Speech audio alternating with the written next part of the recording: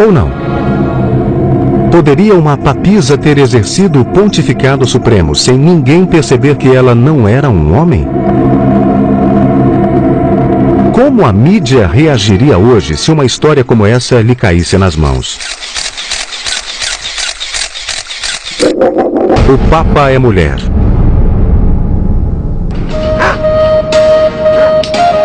Roma, na metade do século IX, não era a magnífica cidade de mármore da era clássica, nem a Roma renascentista com seus soberbos palácios e igrejas. Nesse período da história, a cidade eterna era um lugar atrasado, cuja única importância estava no fato de ser a residência dos papas, portanto o centro espiritual da cristandade. O ano era o de 857. Uma procissão percorria as ruas de Roma, liderada pelo Santo Padre em pessoa, o Papa João.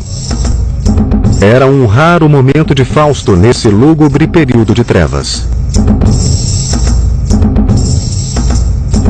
De repente, o Papa parou e caiu por terra. Atendentes vieram correndo socorrê-lo e ficaram horrorizados ao ver o Supremo Pontífice gritando e contorcendo-se em agonia. A agitação apoderou-se dos fiéis. Houve pânico e confusão. O Papa emitiu um grito pavoroso. Subitamente havia sangue manchando as pedras arredondadas da rua. Rápida e cuidadosamente as longas vestes papais foram afastadas.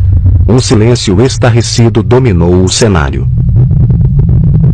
O silêncio foi quebrado pelo choro de um bebê. O Papa acabava de dar à luz no meio da rua em Roma. Hoje, fotos de um evento desse seriam vendidas a preço de ouro. Santa Madre, o Papa deu à luz. Esta é a história do Papa João, que era na verdade a papisa Joana, uma mulher ocupando o cargo de um homem em um mundo masculino. Ela ainda era uma figura controversa na história da religião, muito depois do século IX. Eles ainda discutiam sobre ela na época da Reforma, quando os protestantes desligaram-se de Roma. Os protestantes acusavam seus oponentes religiosos de tentar apagar Joana da história católica. Por sua vez, Roma desautorizava a história toda como uma suja e caluniosa mentira fabricada pelos protestantes hereges, a fim de escarnecer e difamar a Igreja Católica. It was part of a propaganda campaign.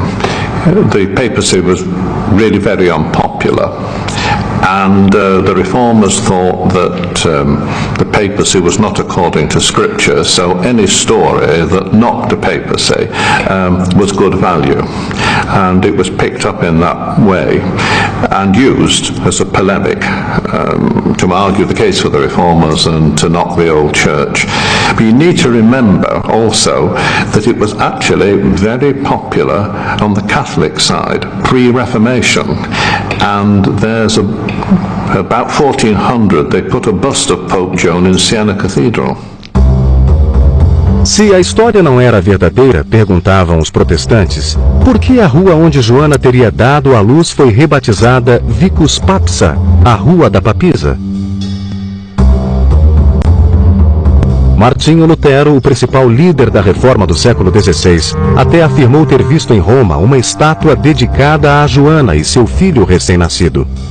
O problema que a Igreja de Roma enfrentou ao tentar lidar com Joana é que não conseguiam ser coerentes em sua versão. Ao mesmo tempo em que negavam que ela existiu, muitos católicos piedosos exploraram-na para seus próprios fins. Antifeministas divulgaram essa história a título de advertência contra mulheres presunçosas e o fim trágico que as esperava. Uma fábula ilustrando como a ambição feminina desenfreada ocasionou vil depravação e estrago duradouro à Santa Igreja.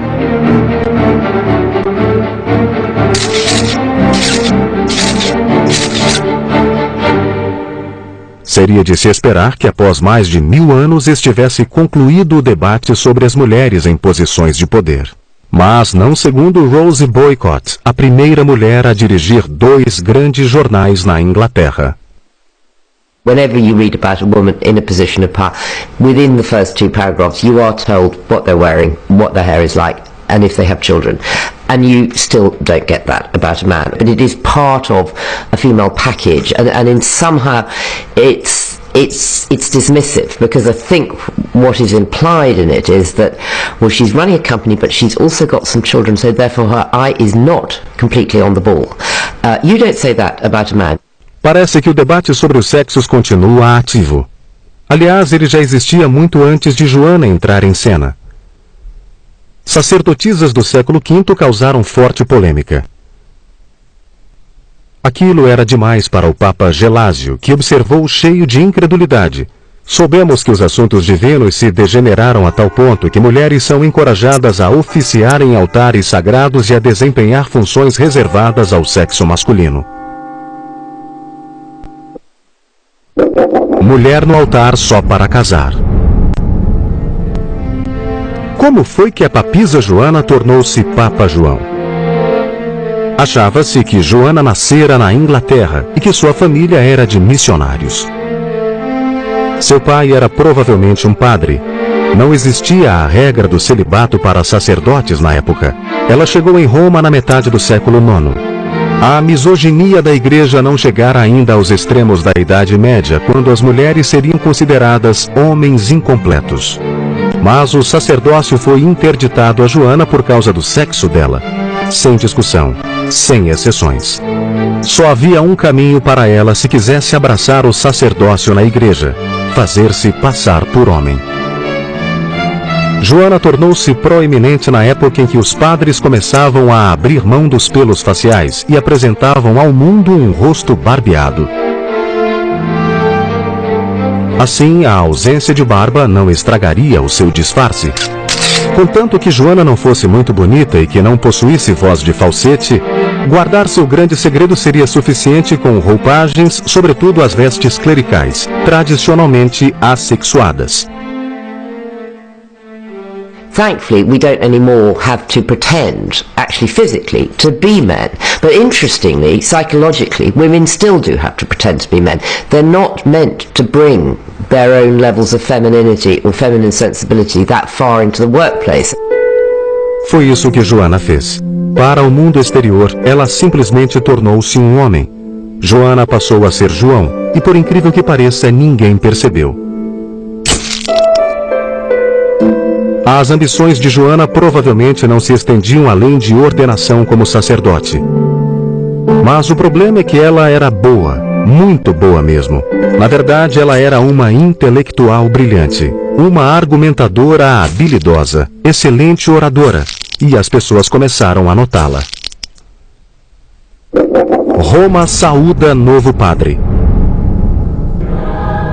Essas pessoas eram muito importantes.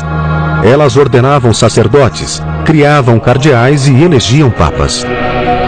Em pouco tempo, Joana ganhou uma torcida que crescia sem parar. Talvez as coisas tenham ficado fora de controle. Talvez Joana estivesse só apreciando sua celebridade crescente e ascensão na hierarquia eclesiástica. Mas depois que ela começou, não havia mais volta. Uma promoção veio atrás da outra e antes que ela se desse conta, havia sido eleita Papa João. O Supremo Pontífice da Cristandade era mulher, e ninguém sabia. No final, como em tantas tragédias, o amor foi a ruína da papisa Joana. A única diferença indiscutível entre um papa e uma papisa é a capacidade de dar à luz, e se Joana desejava que seu domínio sobre a cristandade durasse mais, não deveria ter engravidado.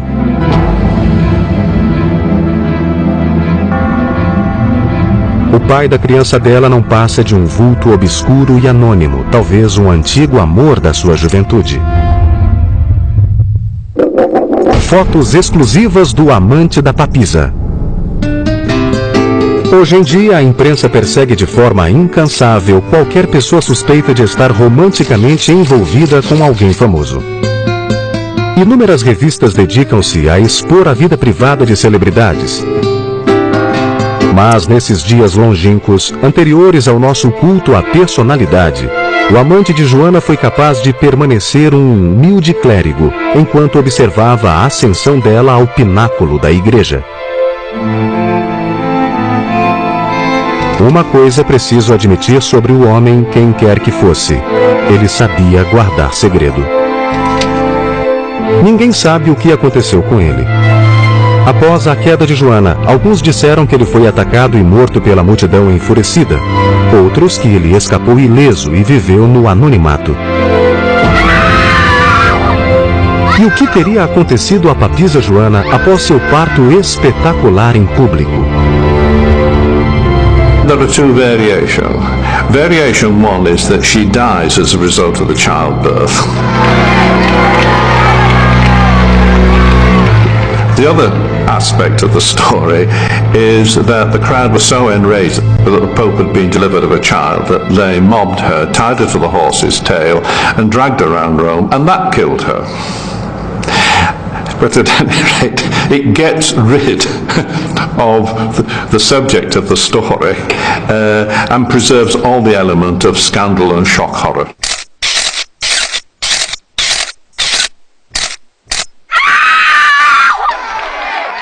E que fim levou o bebê de Joana? Dizem que ele escapou à fúria da multidão, cresceu e tornou-se um bispo. Sua mãe, com certeza, teria se orgulhado dele. A história da papisa Joana tem um epílogo interessante. Estas são as palavras de um clérigo galês, Adam Diaski, que assistiu à coroação do Papa Inocêncio IV em 1404 e as escreveu em seu relato. Depois de desviar por aversão a papisa Joana, cuja imagem com o filho dela encontra-se perto de São Clemente, o Papa desmonta de seu cavalo e adentra a Basílica de Latrão para ser entronizado. Ali senta-se em uma cadeira de pórfiro com o assento furado para que um dos cardeais mais jovens possa confirmar o seu sexo.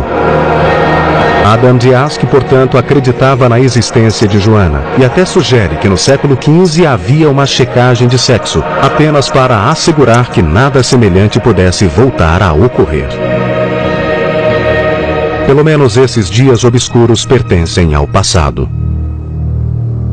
I mean, you look around the G8 and the UN at the moment and it ain't too full of skirts.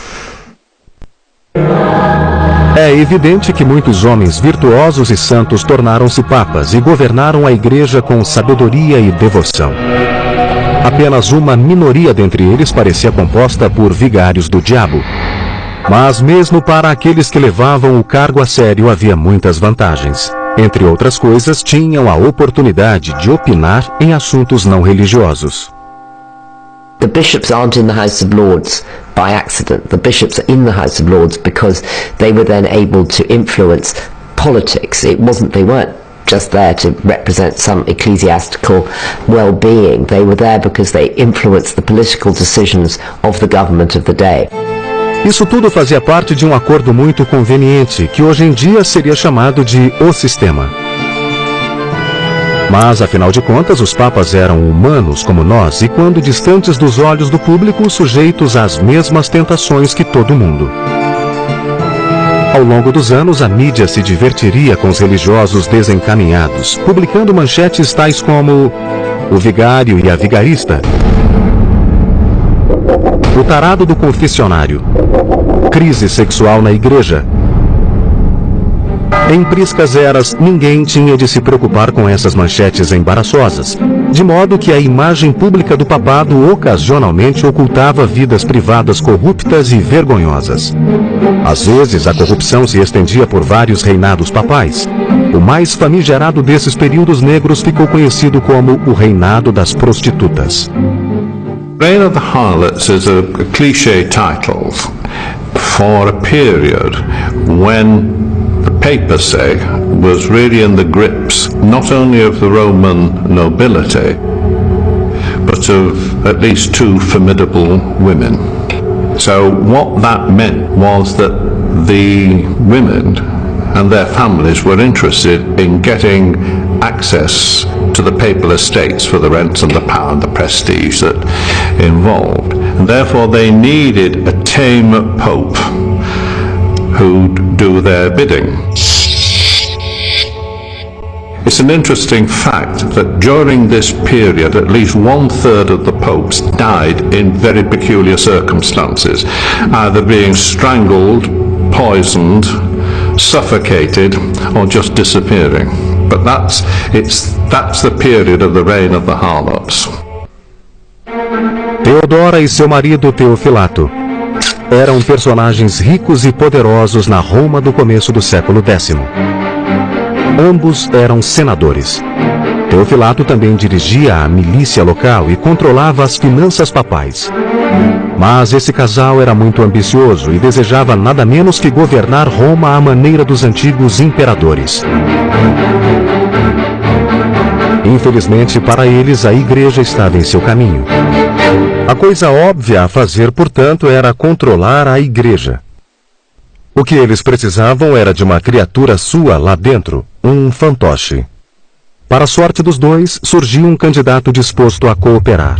Seu nome era Sérgio III, que, com alguma ajuda de Teodora e Teofilato, fora eleito Papa em janeiro de 904. Para manter Sérgio com rédea curta e nunca deixá-lo esquecer quem mandava ali, Teodora e seu marido deram de presente ao Santo Padre sua filha de 15 anos, Marósia. Marósia não perdeu tempo e ficou logo grávida de Sérgio. Essa criança, mais tarde, haveria de tornar-se Papa. Sérgio foi, na melhor das hipóteses, um horror. Um dos piores papas da história, mesmo para os patrões da época tenebrosa em que pontificou. Depois de assassinar o papa anterior, Leão V, e obter o trono de São Pedro com a ajuda de Teodora e o marido, ele resolveu se vingar dos seus desafetos, um dos quais era um ex-papa chamado Formoso.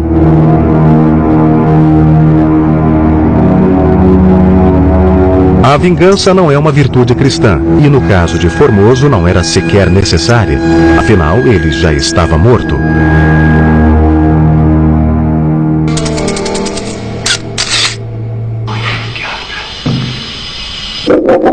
O Papa é de morte. After Formoso had been dead 9 months, they dug him up, propped him up in a chair, in full pontificals, and conducted a trial. Must have been very difficult, because the chap could hardly speak in his own defence. Not surprisingly, he was found guilty, and the verdict was that he was guilty, that all his acts were invalid, all his ordinations were invalid, and the 3 fingers that he'd stuck up for blessing when he'd been Pope were cut off. And that was the end of the trial. They gathered the body up and threw it in the river Tiber. The sad thing, of course, from the paparazzi point of view is that Formosa was not tinged in any way with any kind of sexual scandal. It's just they didn't like him. Com Sérgio firmemente estabelecido como Supremo Pontífice, Teodora e Teofilato sutilmente assumiram a posição de poder por detrás do trono papal. A era da pornocracia havia começado. Mas mesmo os melhores planos podem dar errado. Teodora e Teofilato provavelmente não contavam com o fato de seu Papa fantoche morrer após apenas 2 anos de pontificado. Pois Sérgio morreu mesmo inconvenientemente em 911. Mas a essa altura o domínio do casal sobre o papado era absoluto. Era hora de agir e Teodora assegurou uma transição tranquila, seduzindo o sucessor favorecido por ela, o arcebispo de Ravenna.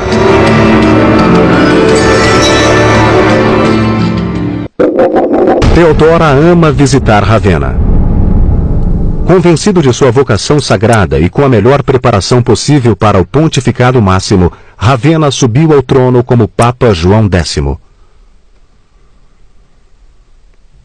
A cerimônia de sua iniciação, ministrada por Teodora, havia assegurado que ele não esquecesse a quem devia lealdade.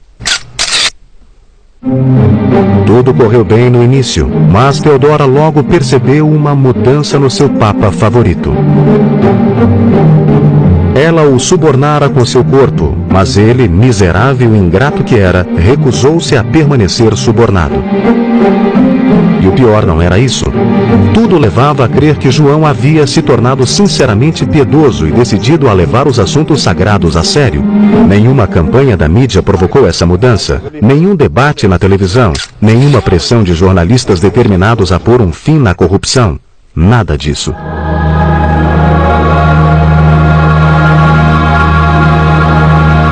Gradualmente, o Papa João começou a conduzir a Santa Igreja por uma estrada independente, distanciando-se da influência de Theodora e seus partidários.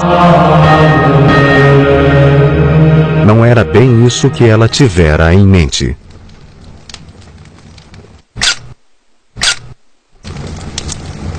No ano 924, as coisas pareciam prestes a mudar ainda mais radicalmente, graças à morte súbita de Theodora.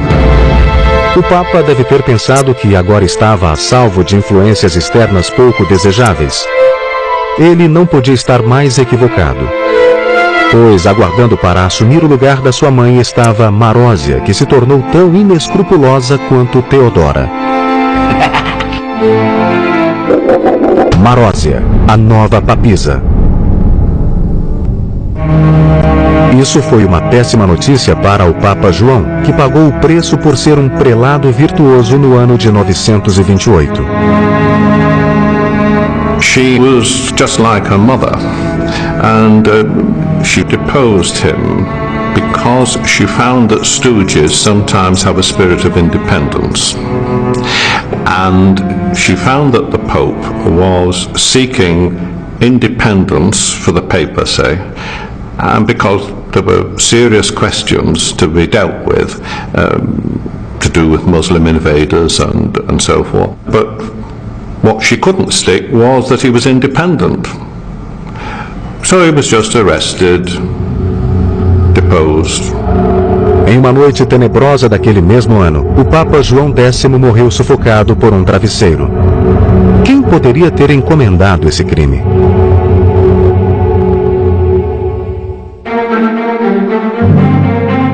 Os dois papas seguintes, Leão e Estevão, eram títeres de Marósia, meros guardadores de lugar, cuja única função era manter aquecido o trono de São Pedro, enquanto o filho dela, cujo pai era o execrável Sérgio, lembram-se? Crescia. Em março de 931, ela o viu coroado como Papa João XI. Foi a única ocasião na história em que o filho ilegítimo de um papa anterior o sucedeu no papado. Infelizmente, havia outro filho, Alberico, que não ficou muito contente ao ver seu meio-irmão obtendo o cargo máximo da igreja. Alberico herdara todas as características dessa família encantadora. Ele era ambicioso, faminto de poder, detestável e absolutamente impiedoso. Não o tipo de pessoa que se deva ter como inimigo. Alberico de olho no cargo do irmão. Se Alberico estava infeliz por seu irmão ser o Papa, isso não foi nada comparado ao desprazer que sentiu ao saber que sua mãe pretendia se casar com Hugo de Provença, ninguém menos que o rei da Itália. De repente surgia outro obstáculo às suas ambições. Para piorar as coisas, o rei insultou Alberico durante a celebração do casamento. Se ao menos as câmeras e os cartunistas estivessem por lá para registrar o ocorrido.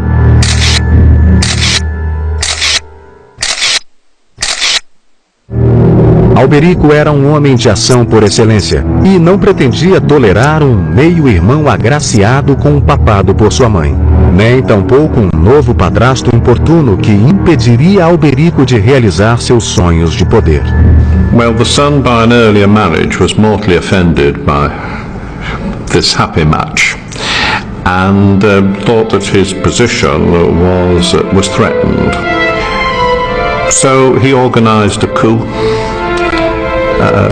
They were all toppled, probably suffocated because they didn't like to shed blood, they just liked a quiet death. And the Pope was sidelined and told to just attend to his sacramental duties, and Alberic assumed political control over the area, and that was the end of all of them. Matar a própria mãe e encarcerar o irmão estavam na ordem do dia para aqueles que faziam o serviço de Deus durante o reinado das prostitutas. Alberico estava apenas continuando os negócios da família. E com Marósia morta e o Papa aprisionado, as coisas pareciam muito promissoras. Para deixar bem claro quem estava no comando, Alberico proclamou-se príncipe de Roma e senador de todos os romanos. Quem disse que o crime não compensa? Alberico mais tarde dignou-se a libertar seu meio-irmão do cárcere, embora apenas para torná-lo uma espécie de escravo pessoal. Para o ex-papa, que havia desfrutado o melhor da vida, isso foi um sapo grande demais para engolir. Ele morreu um homem arrasado 3 anos depois. O reinado das prostitutas terminou com o filho de Alberico, Otaviano, que empunhou o báculo de pastor universal como Papa João XII na metade do século X, e que era tão corrupto moralmente, politicamente e financeiramente que um sínodo especial reuniu-se para depô-lo. Eles não precisavam ter se dado ao trabalho, pois sua santidade morreu na cama, embora não à cama dele. Aparentemente, o marido enfurecido que o matou a marteladas não gostou muito da ideia de dividir sua mulher, nem mesmo com o Santo Padre. O Papa morre pregado na cama. Um período tenebroso para a Igreja chegou ao fim, embora, por uma formidável ironia, o reinado das prostitutas, período que se tornou sinônimo de corrupção e excessos sexuais, tenha ajudado a ocasionar melhorias significativas. It was the launching pad for a reform. One of the stooge popes was much influenced by the reforms that were being thought through at Cluny Abbey, and he adopted those reforms. And one of the basic ideas was to stop the church becoming the plaything of the aristocracy wheresoever they were, and to stop church resources being secularized. So one of the ideas they then had was to make the clergy celibate, because you can't have legitimate descendants if there's celibacy. It breaks the continuity.